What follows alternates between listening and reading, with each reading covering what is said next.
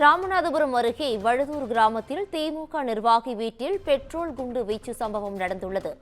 இது குறித்தான கூடுதல் விவரங்களை வழங்குவதற்காக எமது செய்தியாளர் சுரேஷ் இணைப்பில் இணைகிறார். சுரேஷ், வணக்கம். இது குறித்தான கூடுதல் விவரங்கள் என்ன? நிச்சயம் பவித்ரா, ராமநாதபுரம் அடுத்துள்ள வழுதூர் கிராமத்தில் உள்ள மாரியம்மன் கோயிலில் கடந்த 5ஆம் தேதி நடைபெற்ற முளைப்பாரி திருவிழாவில் வரவு செலவு கணக்கு பார்ப்பதில் ரீதியாக ஒரு பிரச்சனை எழுந்துள்ளது. இது தவிர ஜாதி ரீதியான பாடல்கள் பாடிய கூறியதாகவும் எதிர்ப்பு தெரிவித்த வந்த நிலையில் திமுக ஐடி மண்டபம் அமைப்பாளர் கௌதம் வீட்டில் பிரபு என்பவரை கண்டித்ததால் காரணமாக வாக்குவாதம் ஏற்பட்டுள்ளது.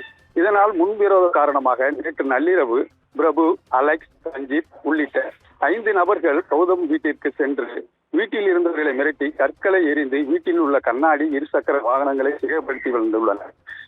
இதில் இருவருக்கும் காயங்கள் ஏற்பட்டுள்ளது. இது குறித்து தகவல் அறிந்த கேணிக்கரை போலீசார் சம்பவ இடத்திற்கு விசாரணை செய்து புகார் அளித்து வருமாறு அறிவுறுத்தி சென்ற நிலையில் மீண்டும் நள்ளிரவு அதே நபர்கள் கௌதம் வீட்டின் முன்னாடி பெட்ரோல் நிரப்பிய பாட்டில்களை வீசியுள்ளனர்.